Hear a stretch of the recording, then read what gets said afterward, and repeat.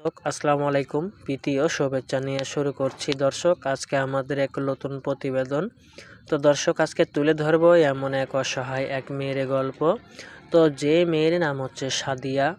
সাদিয়া দেখতে শুনতে অনেক সুন্দর, মার্শাল্লাহ। সাদিয়ার বয়সটা আছে 17 বছর।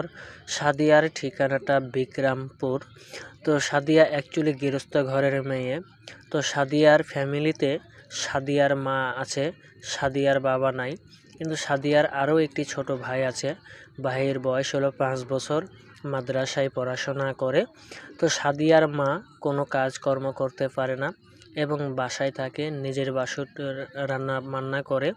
কিন্তু সাদিয়াকে দেওয়ার মতন কোনো মানুষ নাই।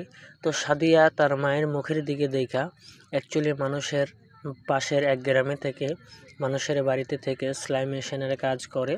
তো সাদিয়া যতক্ষণে আনে ততক্ষণও তার অসুস্থ মাকে নিয়ে খায়। তো সাদিয়া বলছে, যদি ওরকম একটা জীবনসঙ্গী, ভালো দায়িত্ববান একটা ভালো ছেলে পাই, তাহলে চিরজীবনকার মতন জীবনসঙ্গী করে থাকতে চাই। তো দর্শক, এই ছিল সাদিয়ার মুখের কথা। তো সাদিয়ার সাথে যোগাযোগ করতে চাইলে আমাদের ভিডিও স্ক্রিনের উপরে নাম্বার থাকবে, আপনারা যোগাযোগ করতে পারবেন। দর্শক, প্রেম ভালোবাসা আপনাদের ব্যাপার। তে আসেন আমরা দেশের সেবা করি, 5 ওয়াক্ত নামাজ পড়ি। আসসালামু আলাইকুম।